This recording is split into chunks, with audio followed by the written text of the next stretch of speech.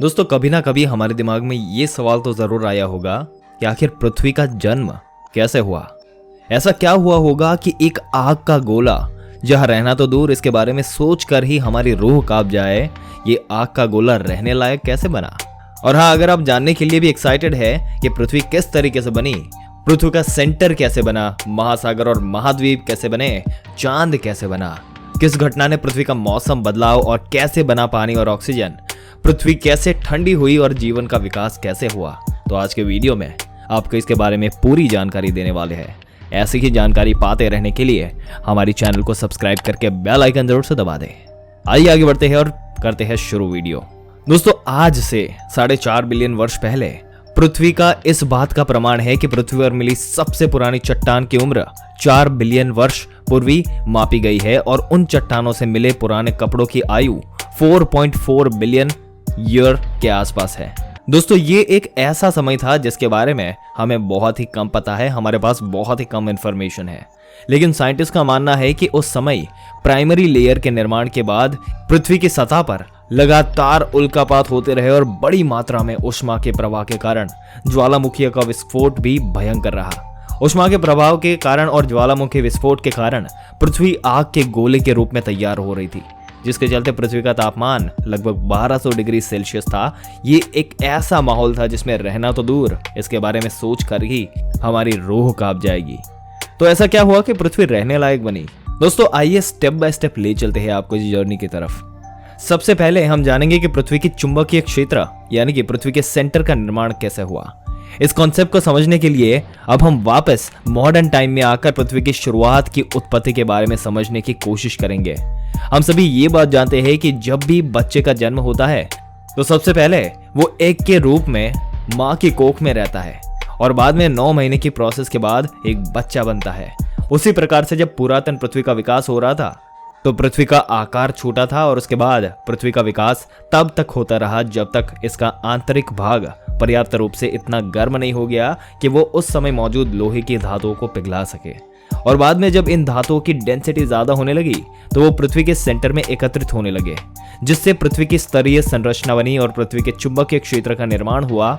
इन पदार्थों के इकट्ठा होने के दौरान गैस या सिलिका के एक बादल ने पृथ्वी को घेर लिया, जो बाद में इसकी सतह पर ठोस चट्टानों के रूप में मौजूद रहे। इसके बाद पृथ्वी के आसपास सोलर नेबुला के प्रकाशीय तत्व प्रारंभिक वातावरण में शेष रह गए, लेकिन पृथ्वी के हीट ने इस वातावरण को दूर कर दिया। पृथ्वी के मौसम में बदलाव कैसे हुआ? ऐसा माना जाता है कि वर्तमान मंगल ग्रह के एक दूसरे छोटे ग्रह टिहिया, जो पृथ्वी से लगभग 150 मिलियन किलोमीटर दूर है, शुरुआती दिनों में स्थिर होने के कारण वो अपनी जगह पर ही था, लेकिन जैसे जैसे पदार्थ इकट्ठा होने लगे ये ग्रह इसका भार बढ़ने लगा और जब किसी भी चीज का वजन बढ़ेगा तो इधर उधर भागेगा। पर दोस्तों प्रकृति को कुछ और ही मंजूर था। अब ये ग्रह ने ठान लिया था कि मैं तो टकराऊंगा तो सिर्फ पृथ्वी से, और अब ठान ही लिया तो टकराएगा ही, लेकिन टकराव के बाद इसका जो वजूद है वो मिट गया और हमारे प्यारे चांद यानी कि चंदा मामा का निर्माण हो गया, जिससे हमारी धरती माँ को मिला उनका पहला प्राकृतिक उपग्रह। इस टकराव के बाद पृथ्वी अपने अक्ष से 23.5 डिग्री झुक गई और इसे झुकाव की बदौलत पृथ्वी के मौसम में बदलाव आने लगा और साथ ही इस घटना ने पृथ्वी के घूमने की गति भी बढ़ा दी। मौसम में बदलाव के कारण पृथ्वी खुद की उत्पत्ति और इसके विकास को आगे बढ़ाने के लिए सबसे जरूरी चीज थी पानी। और कैसे आया पानी और कैसे हुआ महासागरों का निर्माण, अगर इसके बारे में बताएंगे तो आप चौंक से जाएंगे। दोस्तों इस विशाल टकराव के बाद पृथ्वी वातावरण विहीन हो गई, यहां तक कि वर्तमान में मौजूद महाद्वीप है अभी तक अस्तित्व में नहीं आई। इसके बाद ज्वालामुखी के घटनाओं के कारण और पृथ्वी की ऊपरी परत से भाप निकलने के कारण दूसरे वातावरण का निर्माण हुआ और अंतरिक्ष में मौजूद उल्का पृथ्वी से टकराने लगी।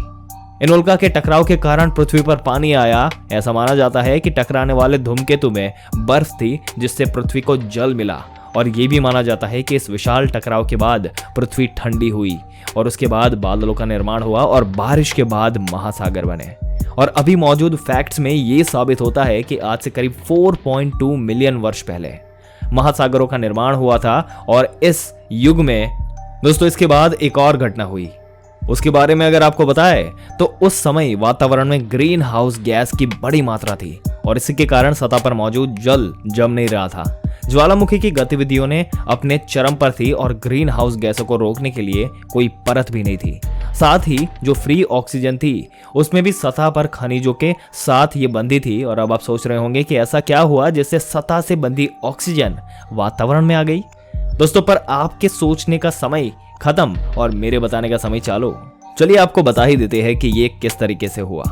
दोस्तों, शुरुआती समय में जैसे जैसे खाने की आपूर्ति कम होने लगी, वातावरण में मौजूद जैविक कारणों के उनकी निर्भरता कम होने लगी और इन कोशिकाओं में ऊर्जा के स्रोत के रूप में सूर्य का प्रकाश अपना लिया।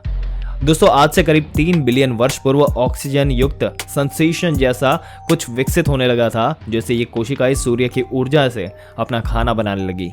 इससे आज हमारा जो प्रकाश संश्लेषण जो है इसके रूप में इसे जाना जाता है। और दोस्तों, जब ये प्रक्रिया होने लगी तो रॉ मटेरियल के रूप में कार्बन डाइऑक्साइड और पानी का उपयोग होने लगा और सूर्य के प्रकाश की ऊर्जा के साथ ऊर्जा की प्रचुरता वाले कार्बोहाइड्रेट उत्पन्न होने लगे। इस प्रोसेस के वेस्ट प्रोडक्ट के रूप में ऑक्सीजन निकलने लगी और सबसे पहले ये चुना, पत्थर और लोहा और दूसरे खनिजों के साथ बंद था। पर दोस्तों, हैरान कर देने वाली बात क्या थी? वो ये थी कि इस ऑक्सीजन के साथ खनिजों के रिएक्शन के कारण महासागरों का रंग हरा हो गया था। शुरुआती समय में इस प्रोसेस में थोड़ी मात्रा में ही ऑक्सीजन मिली, लेकिन धीरे धीरे जैसे जैसे समय बीतता गया उसके बाद ऑक्सीजन की मात्रा बढ़ने लगी। ऑक्सीजन प्रलय के नाम से भी जाना जाने वाला ये घटना जब घटी तो इसका इफेक्ट नेगेटिव था, जिसके चलते पृथ्वी पर मौजूद मैक्सिमम जो जीव जो रहे थे उस समय वो खत्म हो गए थे और ओजोन परत का निर्माण इसके बाद जो है ये होता है। दोस्तों, ऑक्सीजन प्रलय की घटना के बाद जब वातावरण में ऑक्सीजन की मात्रा बढ़ने लगी तो बाद में ऊपर के वातावरण में उसकी तरफ वो जाने लगे और ऊपर के वातावरण में ऑक्सीजन की मात्रा बढ़ने और सूर्य से पृथ्वी की तरफ आने वाली जो अल्ट्रा वायोलेट रेज की हम अगर बात करें तो उस किरणों ने वातावरण के ऊपरी भाग में एक परत एकत्रित होने लगी, जिससे ओजोन परत जो है उसका निर्माण हुआ। इस ओजोन परत बनने का सबसे बड़ा फायदा ये हुआ कि ये परत सूर्य से आने वाली पराबैंगनी किरणों यानी कि अल्ट्रा वायोलेट रेज को शोषित करने लगे, जिससे ये हानिकारक अल्ट्रा वायोलेट रेज पृथ्वी तक नहीं आ सकी। और अगर उस समय इस ओजोन परत का निर्माण नहीं हुआ होता तो पृथ्वी पर जीवन का विकास जो है वो पॉसिबल नहीं हो पाता। और दोस्तों, जब ये शुरुआत हुई उसके बाद महाद्वीप बनने लगे और उसके बाद जो है वो जीवन का निर्माण शुरू होने लगा और यही थी पृथ्वी के जन्म की कहानी। दोस्तों, अगर आपको इसके बाद इंसान कैसे जन्मा या किस तरीके से जीवन की शुरुआत हुई इसके बारे में और भी जानकारी चाहिए तो हमें कमेंट करके जरूर से बताइएगा। आपके लिए इस वीडियो का पार्ट 2 भी हम बनाने के लिए बहुत ही राजी हो जाएंगे। दोस्तों, आपको वीडियो कैसा लगा और इसमें दी गई जानकारी कैसी लगी हमें कमेंट करके जरूर से बताइएगा और ऐसी ही जानकारी पाते रहने के लिए हमारी चैनल को सब्सक्राइब करके बेल आइकन जरूर से दबा दें। मिलते हैं एक और दिलचस्प वीडियो में एक और दिलचस्प जानकारी के साथ। तब तक के लिए इस वीडियो में अंत तक बने रहने के लिए आपका दिल से धन्यवाद।